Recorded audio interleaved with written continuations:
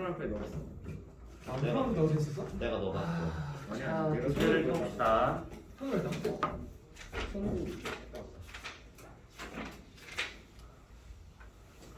거기 우리 그 구강 거기 332페이지부터 있는 거가 숙제였었죠.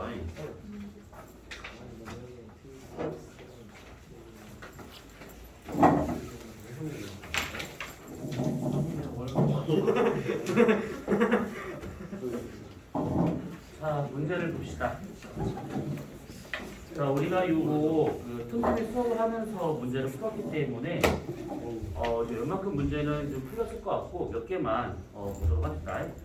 자, 342페이지, 342페이지 몇 번을 풀었지?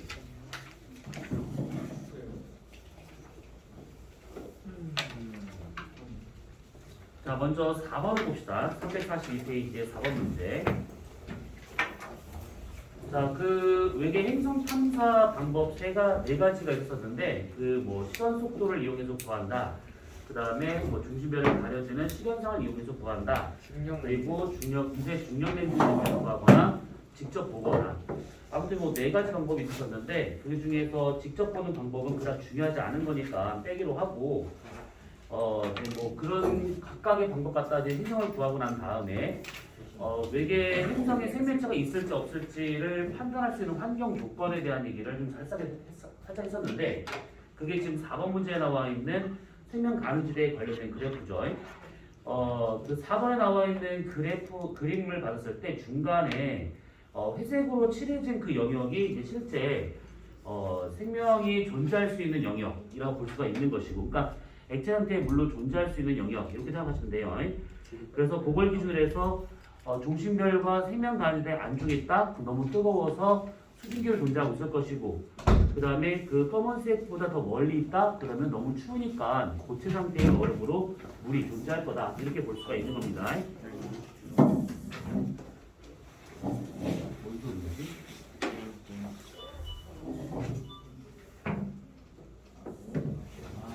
뭔 소리지? 뭔 소리지? 게임 소리? 게임 소리? 이걸 다 물기를. 모르는 일이야. 엄마라고 해놓고서. 자, 기억. 항성 S는 태양보다 질량이 크다라고 되어 있는데, 이 태양과 같은 경우에 표면 온도가 대략 한 5,800켈빈, 한 6,000켈빈 정도 되고 있는 것이죠. 그러면 항성 S를 보게 되면 S가 어디 있어 도대체? S예요? S가 어디 있어? 항상 S에 행성계가 있어요. 잠깐만. 태양계와 항성 S의 행성 중. 태양과 항성 S의 어디 있어? 아, 밑에 있구나. 네, 항상 S에 아. 행성계라고. 항성 S의 항성 그 항성으로 써 있었는데, 자 거기 항성 S의 항성계라고 되어 있는 걸 보니까 네, 태양계보다 더 밑에 지금 나와 있는 것들이죠. 그러면 아무래도 태양계보다 항성 S의 질량이 더 작을 수밖에 없습니다. 그러니까 주결성이다라고 했을 때 표면의 온도는 질량에 비례하고 있고, 그 다음에 강도는 질량이 2에서 4승에 비례하고 있고, 주결성으로서의 수명은 질량이 1에서 3승배에 반비례한다. 아무튼 그랬었습니다. 그러니까 뭐 대체적으로 질량에 의해 결정된다라고 보시면 돼요. 그러면 기억은 틀렸겠고, 이은 행성 A에 존재하는 물은 대부분 고체 상태일 것이다 되는데, A가 생명 가능지대하고 별 사이에 있는 영역입니다. 그러면 여기는 너무 뜨겁기 때문에 고체로 존재하는 것이 아니라 기체로 존재한다라고 봐야 될 것이고, D은 행성 X 표면 온도가 태양과 같다면 B에는 액체 상태의 물이 존재할 수 있을 것이다 되는데, 지금 B하고 지구하고 같은 거리에 있습니다. 그렇다면 B에 있는 별이 만약에 태양만큼 된다. 그러면 B가 생명 가능지대에 들어간다. 이렇게 볼 수가 있는 거겠죠. 그럼 답은 2번이다. 2번이 될 겁니다. 자, 넘어가서 12번 문제. 자, 태양 나이에 따른 생명 가능성의 변화 같은 것들이다 라고 되어 있고, 그 다음 아무튼 뭐 이게 쭉 되어 있습니다. 이게 지금 생명 가능지대라고 하는 것이 결국 이제 태양 거리하고 태양의 나이에 따라서 저희 결정되고 있다라는 얘기인데, X축을 보시게 되면 태양의 나이가 점점점 많아진다라고 가정한다 치면, 현재라는 그 점선을 기준으로 태양은 생명 가능지대에 들어있는데, 태양의 나이가 점점점 지금보다 더 많아진다라고 하게 되면 이 생명 가능자 될 수 있는 그 범위가 더 넓어지게 되는 것이고, 그리고 생명 가능자까지 거리가 더 멀어지더라 이렇게 볼 수가 있는 것들이지. 이 그래프 해석을 좀 잘 하실 필요가 있어요. 결국은 태양이 나이가 되면 될수록 더 들으면 들수록 더 뜨거워지고 더 커지기 때문에 이런 일이 벌어진다라고 보시면 돼요. 자, 기억.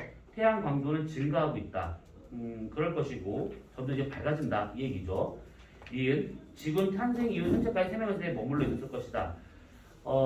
지구의 나이가 대략 한 46억 년이니까 지금 현재가 46억 년 정도로 지금 보고 있는 중이죠. X축에 현재가 점점 찍히는 걸 보게 되면, 그러면 그때부터 지금까지 쭉 그 회색 박스 안에, 회색 안에 지금 들어가 있는 상태니까 생명 가능성이 있었다는 거 맞겠고, 디귿 25억 년 후에, 지금으로부터 25억 년 후가 된다고 하면 화성의 물은 주로 고체 상태로 존재할 것이가 되는 게 아니라 오히려 생명 가능성에 들어가기 때문에 액체 형태로 존재할 가능성이 크다라고 봐야겠죠. 답은 3번.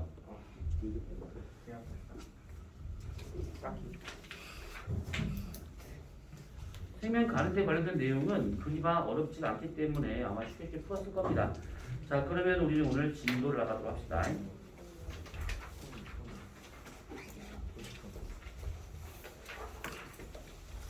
자, 366페이지.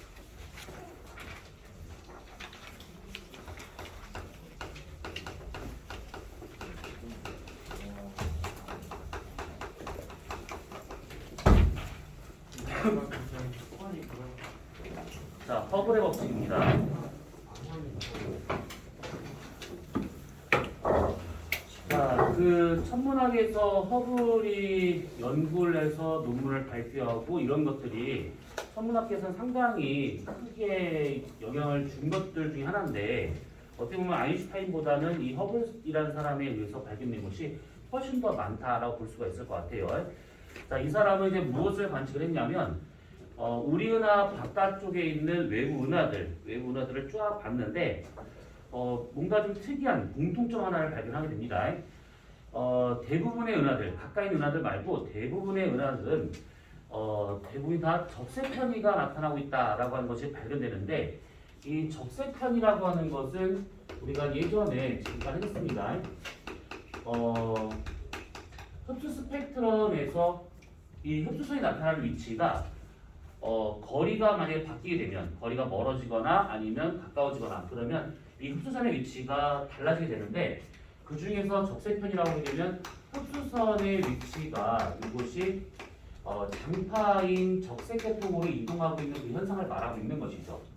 그러면 이렇게 된다라고 하는 것은 우리로부터 뭔가가 후퇴하고 있다라고 볼 수가 있는 겁니다. 그래서 적세편이가 나타나는 걸 보면 그것이 우리한테 후퇴하고 있는 것인데, 대부분의 은하들이 전부 다 적세편이 나타나고 있는 걸 보면 우리로부터 전부 다 멀어지고 있다라고 이렇게 볼 수가 있는 겁니다.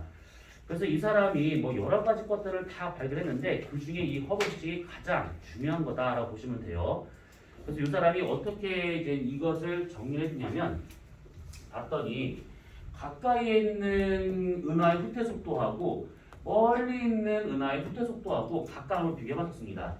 그래서 이 사람이 그래프에다가 점을 한번 쭉 찍어봤어요. 그래서 이쪽을 거리라 생각을 해보고 이쪽을 후퇴 속도라고 생각을 해가지고 점을 찍어봤습니다. 자, 여기에서 이 거리라고 하는 것은 메가파섹이라고 하는 것을 의미하고 있고, 메가는 100만을 의미하고 있는 것이죠. 그 다음에 후퇴 속도라고 하는 것은 킬로미터 퍼 세크를 이렇게 했습니다. 그래서 이 사람이 각각 거리에 해당하는 은하들의 후퇴 속도를 한번 다 점을 찍어봤더니 여기 이런 식으로 이렇게 뭔가 특정한 패턴으로 나타나다라고 하는 것이 발견됩니다. 그래서 이걸 갖고 이 사람이 이것을 쭉 선으로 했더니만 이렇게 하나의 직선이 나오더라 라고 하는 것이 발견이 돼요. 그래서 이런 식으로 딱 정리했더니만 뭔가 규칙성이 있다 라고 하는 것을 갖고 이 사람이 법칙을 만들기 시작하는데, 여기에서 이 노란색 선의 기울기는 R분의 V가 되고 있는 것이죠. 이것을 허블 상수라고 얘기합니다. 허블 상수. 그래서 이런 걸 딱 나온 걸 보면, 기울기는 결국 R분의 V로 구할 수 있겠구나 라고 볼 수가 있는 것이고, 그러면 여기에서 후퇴 속도만 남겨놓고 넘긴다라고 하면 결국 V는 후퇴 속도는 HR이라고 이렇게 한 것이 나오더라 이겁니다. 그래서 여기서 말하는 허블 법칙은 요걸 의미한다라고 보시면 돼요. 요거. 그러면 얘 같은 경우에는 이거를 봐도 이해가 될 것이고 요 그래프를 봐도 이해될 것인데, 후퇴 속도라고 하는 것은 결국 거리가 멀면 그만큼 더 빨리 후퇴하더라 이게 볼 수가 있는 것이죠. 거리가 가까이 있으면 좀 더 느리게 후퇴하고 있는 것이고, 그래서 후퇴 속도라고 하는 것은 결국 우리하고 외부나의 거리에 의해서 결정되더라 라고 하는 것이 나오게 되는 겁니다. 자, 저게 아주 초간단을 정리하면 저게 허블의 법칙이에요. 자, 근데 이 허블 법칙을 어떻게 생각할 수 있는 거냐면, 자, 거기 밑에 한번 보세요. 가로 2번에 허블 법칙과 우주 팽창 땡땡 해가지고 저 공식이 나온 게 있는데, 그 밑에 2번을 보세요. 동그라미 2번. 자, 우주의 나이를 우리가 이렇게 본다 치면 이게 뭐냐면, 우주가 이제 일정한 속도로 팽창한다라고 가정한다라고 한 것은 뭐냐면, 우주가 광속으로 팽창한다라는 가정하에 얘기를 하고 있는 겁니다. 그래서 우주가 처음 한 점에서 출발해서 지금까지 왔다. 그러면 몇 년의 시간이 걸렸을 것인가? 우주가 팽창하는 것을 우리가 광속으로 친다고 그러면 결국은 시간이라고 하는 것 자체가 거기 나오는 것처럼 t는 v분의 r이라고 구할 수가 있다는 뜻이고, 이 v분의 r이라고 하는 것은 결국은 이 v가 아까 말한 것처럼 hr, 허블 법칙과 딱 구할 수 있는 거기 때문에 얘가 v를 hr로 바꿀 수 있는 것이고, 그렇다면 r과 r은 약분이 되고, 그래서 우주의 나이는 결국 허블 상수의 역수가 되더라 이 얘기입니다. 이게 지금 나오는 과정 중요하지가 않아요. 허블 상수의 역수가 우주의 나이다. 이게 중요한 겁니다. 그 다음에 세 번째를 보시게 되면 관측 가능한 우주의 크기, 그래서 이것이 h분의 c라고 되어 있을 것인데 c가 광속이에요. 그러면 얘 같은 경우에 h분의 c라고 하는 것은 결국 요 공식에서 요거 우주의 팽창 속도를 광속으로 본다고 하면 v를 c로 바꾸고, 그 다음에 이걸 이렇게 자리 바꿀 수 있으니까 결국 허블 상수분의 광속이라는 것은 우주의 거리가 되고 있더라, 크기가 되고 있더라 라고 볼 수가 있는 것이죠. 그래서 h분의 c가 되는데, 결국 c는 광속은 불변이기 때문에 우주의 크기 r이라고 하는 것은 허블 상수의 역수가 된다 이 뜻입니다.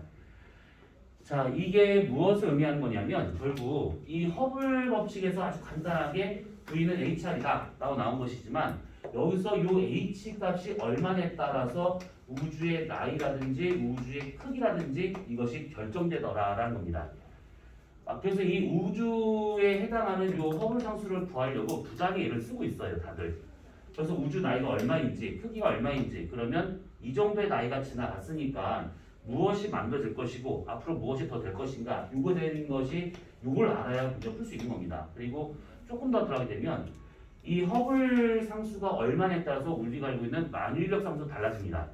공간이나 시간의 변화가 되기 때문에 요것이 얼마냐에 따라서 물리 법칙이 다 바뀔 수가 있어요.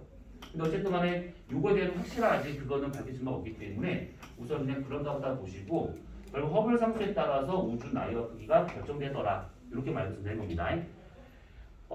이거 같은 경우에는 처음에 허블이 측정했었을 때는 이 허블 상수가 대략 한 200 정도가 나왔습니다. 200. 그러니까 이게 허블 상수라고 하게 된다고 하면 결국 이제 R분의 V가 되고 있는 거잖아요. 그래서 거리 이 단위가 허블 상수의 단위가 R분의 V가 됐으니까 메가 파섹 퍼 여기 위에 킬로미터 퍼 세크 이렇게 표현되고 있는 것들인데, 처음에 이 허블이 요거를 측정했을 때 나온 것은 한 200 정도, 한 150에서 한 200 정도 아주 크게 나왔습니다. 근데 이것이 가면 갈수록 조금씩 숫자가 줄어들다가 지금은 거기 지금 교재 나갈 것처럼 한 68 정도로 지금은 보고 있습니다. 68. 그러니까 숫자가 되게 작아지고 있는데, 숫자가 작아지는 것은 우주 어떤 큰 변화가 생겼다라는 의미가 아니라 조금 더 정밀하게 지금 관측을 하고 있다라고 보시면 되는 겁니다. 그래서 점점 그 정확한 값으로 지금 수렴하고 있다. 이렇게. 그러니까 대략 한 68 정도 나오고 있는데, 그냥 보기 편하게 현재 허블 상수는 한 70 정도 되고 있다라고 보시면 돼요. 계산하기나 뭐 하기 편하게 70 정도 보는 것이 좀 낫습니다. 자, 그러면 허블 상수는 대략 이렇게만 보고, 이 허블 법칙을 이용하는 것은 조금 더 뒤로 가서 봐야 좀 이해가 될 겁니다. 그래서 여기 366페이지에 나와 있는 내용은 이렇게까지만 보도록 하고, 자, 그 다음에 오른쪽 페이지.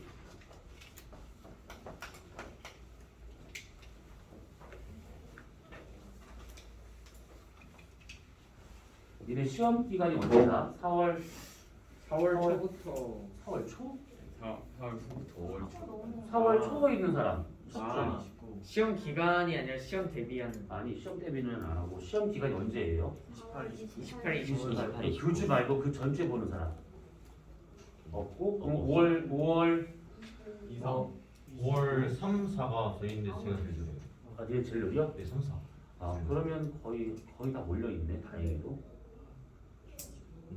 나처럼 한 달 차이나 지났는데. 아 그렇지. 그리고 이번 주 일요일에 우리 보강 있는 거 알고 있죠? 아, 맞다. 까먹으려고 그랬는데. 그 단톡방에 있으니까 그 시간 통과하시면 돼요. 빵이 있어.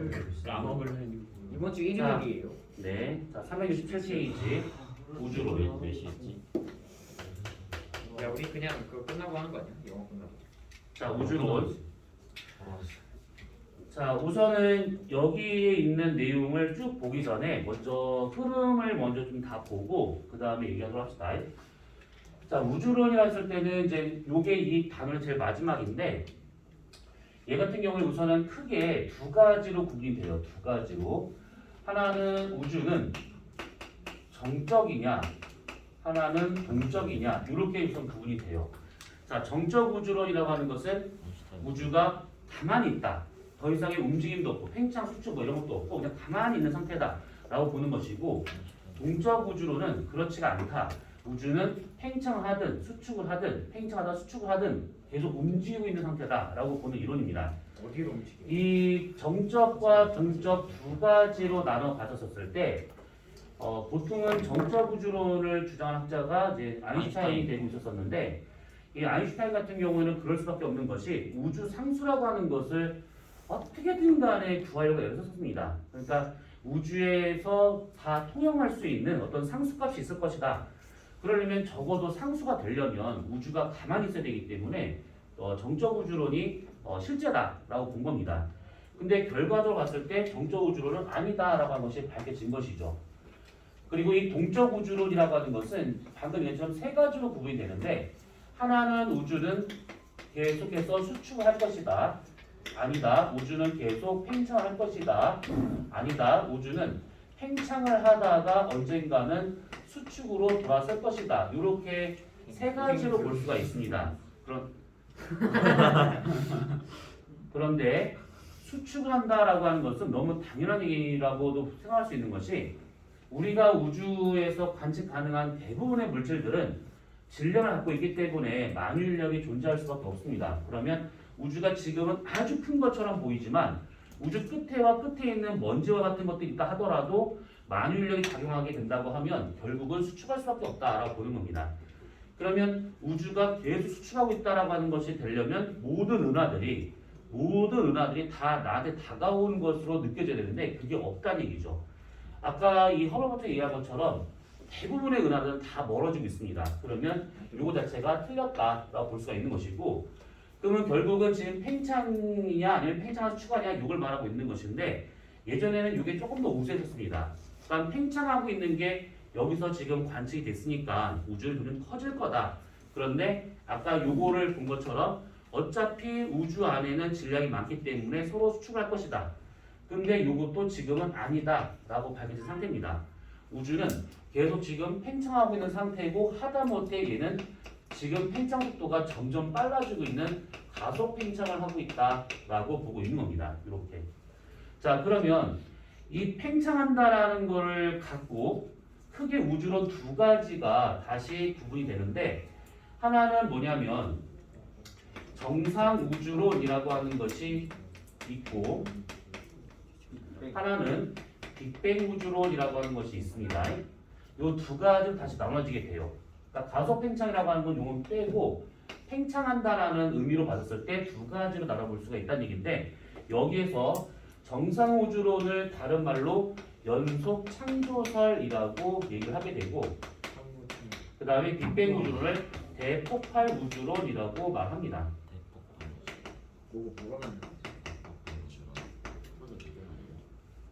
자, 이렇게 되고 있는 것이고, 그 다음에 지금의 상황에서 봤을 때는 정상 우주론보다는 빅뱅 우주론이 좀 더 맞는 이론이다라고 지금 보고 있는 중이죠. 그리고 빅뱅 우주론 같은 경우에는 그 뒤에서 이따 설명하겠지만 뭔가 안 맞는 게 계속 나와요. 그래서 이거를 보완하기 위해 가지고 여기다가 급팽창 우주론이라고 하는 것이 나오기 시작합니다.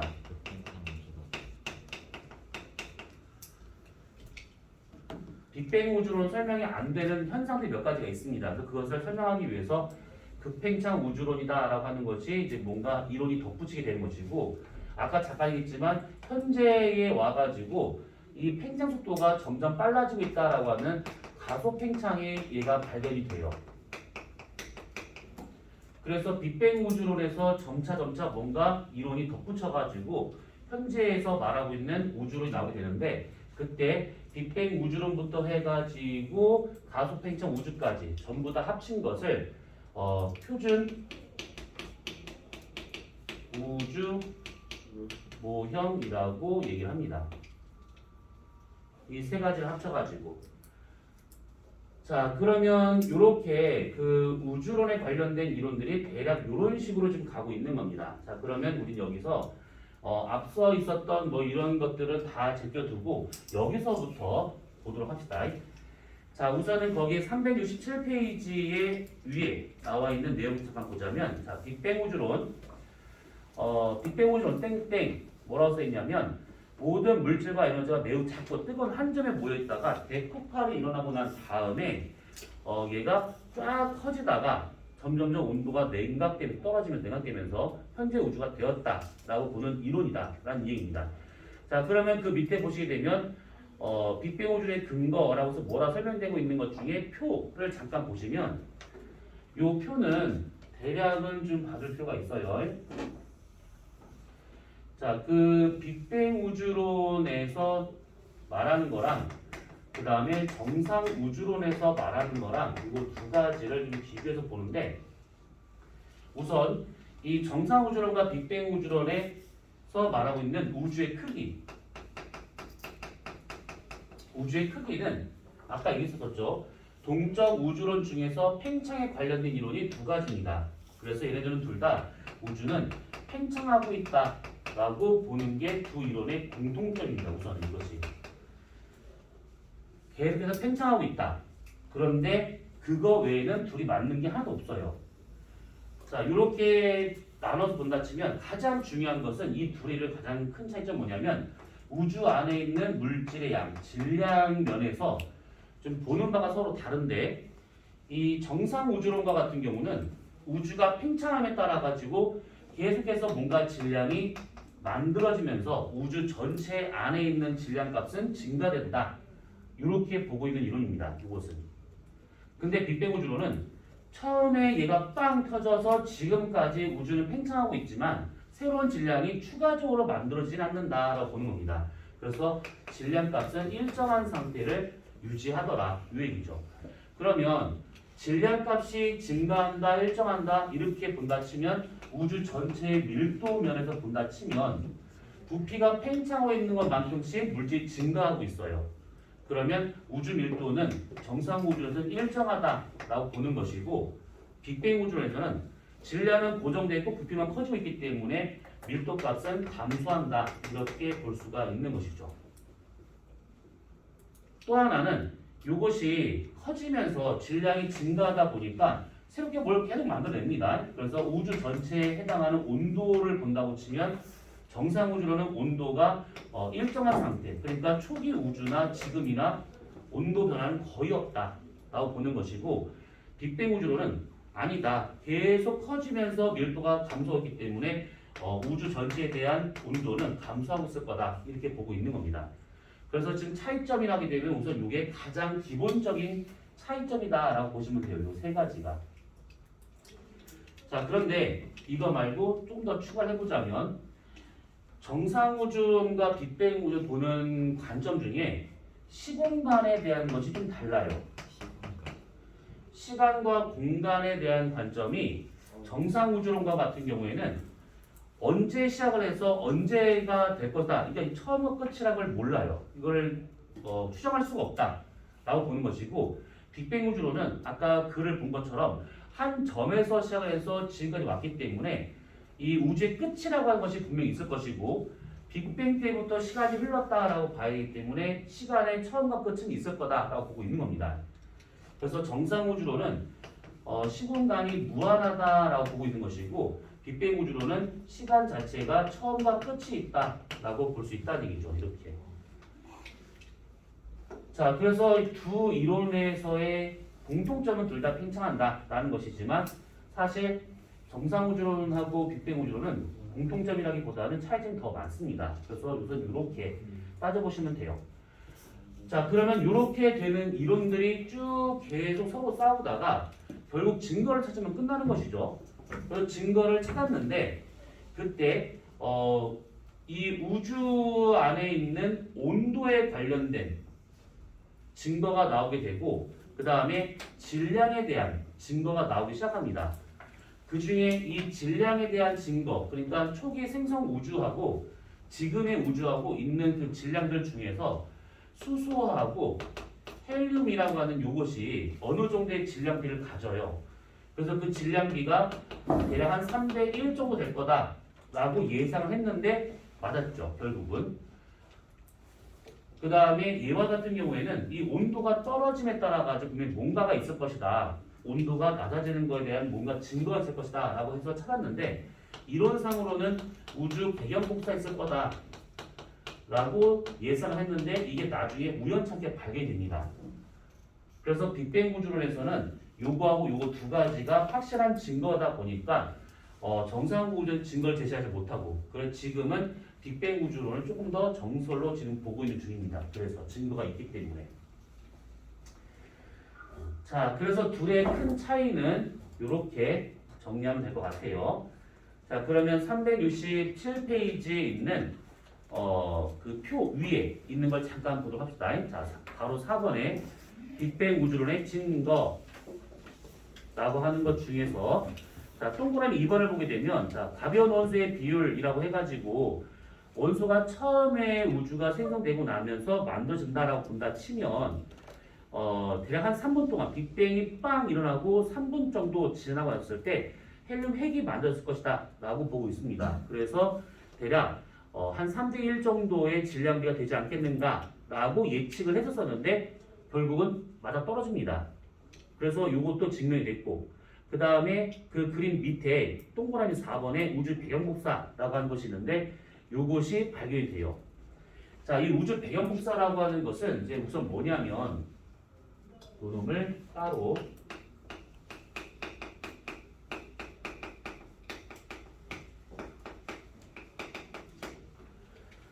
우선 말 그대로 보자면 우주의 우리한테 있는 배경 그러니까 우리를 기준으로 모든 배경 그러니까 모든 방향이다라고 생각하시면 돼요. 배경이란 말은 이 모든 방향에서 오고 있는 복사 전자기파를 말하고 있는 겁니다. 그러니까 이 말은 뭐냐면 우주 공간 전체에 지금 전체에 퍼져 있는 전자기파를 말하고 있는 것인데 이런 것들이 분명히 있을 거다라고 예측을 했던 것들인데 우연찮게 발견됩니다. 이게 어떻게 발견되냐면 이게 펜지어스하고 윌슨이라는 사람이 우연찮게 전파망원경을 이제 보다가 뭔가 잡음이 들리는 게 이렇게 느껴져요. 그래서 이쪽으로 잡음이 들려서 이거 살짝 틀어서 이쪽으로 봤을 때 잡음이 또 들려. 위로 봤어, 또 들려. 딴 데 봤어, 또 들려. 그래서 이 잡음이 모든 방향에서 계속 오고 있다는 것이 관측됩니다. 그래서 이것이 무엇인가 하고 나중에 더 많은 거를 관측했더니 이게 빅뱅 우주를 말하고 있는 우주 배경 복사구나 라고 하는 것이 밝혀집니다. 이 얘기는 뭐냐면 처음에 빅뱅이 시작돼요. 빵 터집니다. 그러면 시간이 좀 지나요. 시간이 지나고 난 다음에 대략 한 38만 년 후가 됩니다. 빅뱅 이후. 우주는 빅뱅 이후 요때까지가 되게 중요한 시기인데 요 이후하고 그 전하고 완전히 달라집니다. 이게 무슨 말이냐면 이 38만 년이 된다고 하면 요때와 요때를 서로 비교했을 때 온도는 계속 떨어졌을 겁니다. 근데 가장 큰 특징은 뭐냐면 38만 년이 지나고 난 다음에 이때 원소가 생성이 돼요. 원소가 생성됩니다. 이 말은 뭐냐면 원자핵과 전자가 그 전에 각자 따로따로 놀고 있었는데 38만이 되고 난 다음에 온도가 떨어지면서 온도도 많이 떨어지게 되고 공간은 많이 넓어지게 되고 그러다 보니까 원자핵이 지나가던 전자를 다 끌어당깁니다. 그래서 원소가 이때 생성이 됩니다. 그러면 요걸 기준으로 그 전까지는 부피가 상당히 작았기 때문에 이렇게 원자핵이 이렇게 있다고 치고 중간중간에 전자가 이렇게 있다고 치잖아요. 그러면 이때 빛이라고 하는 것이 직진을 하는 것이 불가능합니다.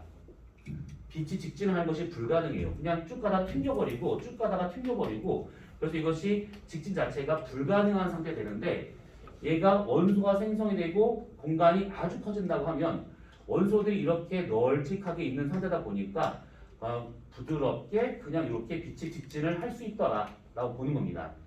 그래서 이때를 기준으로 해가지고 우주 배경 복사가 이때는 물질과 빛이 혼합된 상태였는데 이때 이후로 물질과 빛이 분리가 되면서 빛이 직진하기 시작합니다. 그때 직진하는 그 빛을 우주 배경 복사를 하는데 그때 이것이 출발했다라고 보는 것이죠. 그때 출발한 빛이 지금 현재 모든 우주에 좀 골고루 퍼져 있다라고 보고 있는 겁니다. 그래서 이걸 기준으로 이 전을 우주가 물질과 빛이 혼합되어 있는 상태, 그래서 완전히 흐린 우주라고 말하고 있는 중이고, 요 이후에 원활하게 빛이 직진하다 보니까 여기 이후부터를 맑은 우주라고 이렇게 표현을 합니다. 흐린 우주와 맑은 우주. 그러면 요 때를 기준으로 해가지고 우주 대목사가 출발을 해서 지금 우리한테 오고 있더라, 요 얘기죠. 이 당시의 온도가 대략 한 3000켈빈에 해당되고 있습니다. 이 당시의 온도가 대략. 자, 그러면 빅뱅 우주에서 말하고 있는 걸 본다 치면 이때부터 지금까지 계속해서 공간은 커지고 있고 우주의 온도는 떨어지고 있고, 그러면 3000켈빈에 해당하는 파장보다는 지금에 오는 어떤 전자기파의 파장은 더 길어질 수밖에 없다는 얘기지. 왜냐하면 우리가 예전에 처음 했을 때 람다 맥스와 같은 경우는 T분의 A다. 그래서 온도에 비례하고 있다. 파장은 온도에 비례하고 있다. 라고 얘기했기 때문에 처음에 3000켈빈의 상태에서 출발했지만 지금은 확실히 온도가 많이 떨어졌기 때문에 파장이 훨씬 더 길어질 겁니다. 그래서 이때 출발한 것보다 얘가 만약에 여기가 현재다 라고 친다고 그러면 이때보다는 확실히 더 파장이 더 긴 상태로 관측이 될 거다 라고 본 겁니다.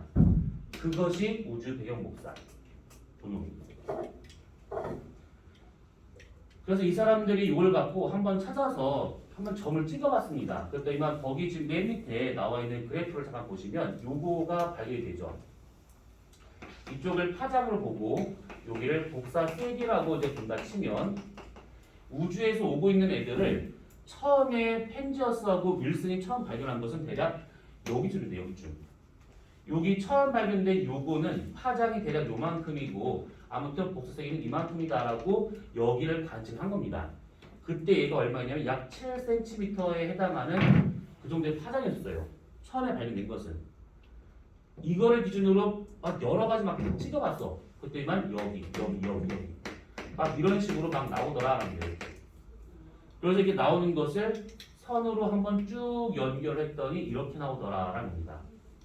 여러 개를 관측을 해가지고 쭉 다 점을 찍은 다음에 선을 쭉 연결하니까 이런 식의 곡선이 하나 나오게 되는데 이 곡선이 대략 2.7켈빈에 해당하는 물체, 수체에 관련된 복사와 같더라, 플랑크 곡선과 같더라라고 하는 것이 발견이 되는 겁니다. 플랑크 곡선 대략 기억이 나지? 온도와 복사 세기 관련해가지고 나오는 이제 어떤 그 에너지의 양, 총량 이걸 말하고 있는 것들이죠.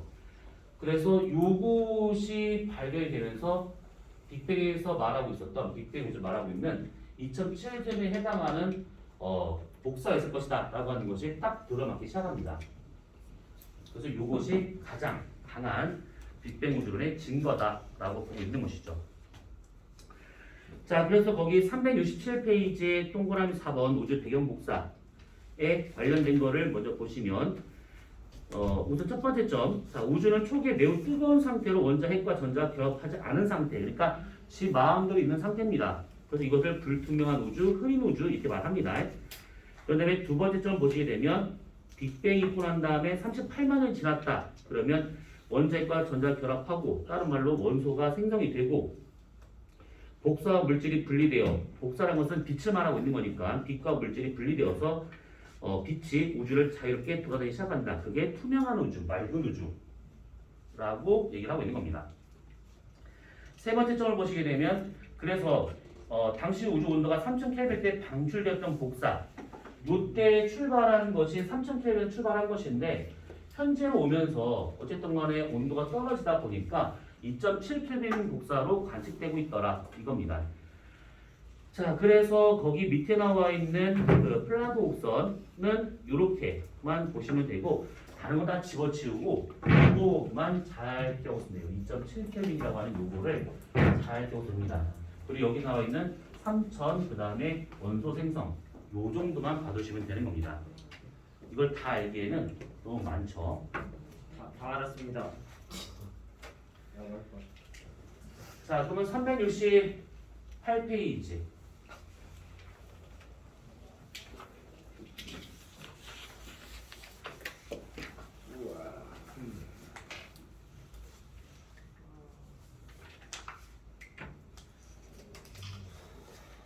이걸 지금 처음 들으시는 분들은 지금 제 혼란이죠.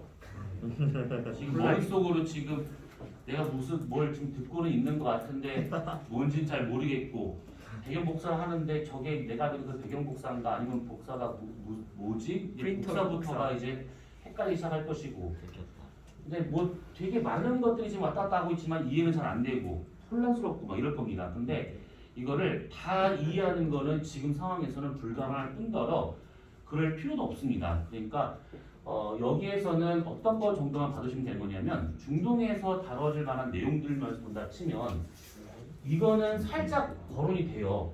근데 요거는 나오는 걸로 알고 있어요. 요거는요. 그러니까 요거하고 요 정도만 잘 봐주시고 그 다음에 아까 말한 것처럼 요게 38만 원이라는 숫자보다는 그 당시에 요런 특징이 있었다 정도로만 알고 있으면 되는 겁니다. 현재 우주의 온도는 대략 요 정도다. 그러니까 빨간색 표시된 것들만 우선 봐두시면 돼요. 그리고 가급적 오늘은 필기를 판서를 많이 안 했는데 어제 판서를 많이 해봤자 그것을 다시 본다 한들 이해가 안 될 것 같아가지고 말을 많이 한 겁니다. 그냥. 그래서 알아둬야 될 것들만 지금 살짝 이게 판서한 거니까 요 정도 선까지만 봐두시면 되는데 이것도 너무 어렵다. 그러면 빨간색 표시된 것들만 봐두시면 되는 겁니다. 자, 그러면 368페이지의 빅뱅 우주는 한계, 극팽창 우주론에 대한 얘기를 하면 또다시 혼란스러운 상황이 될 겁니다. 그래서 잠깐 오늘 좀 빨리 쉬도록 합시다. 선생님, 쉬는 시간 2번 있어요. 내 맘이야. 아,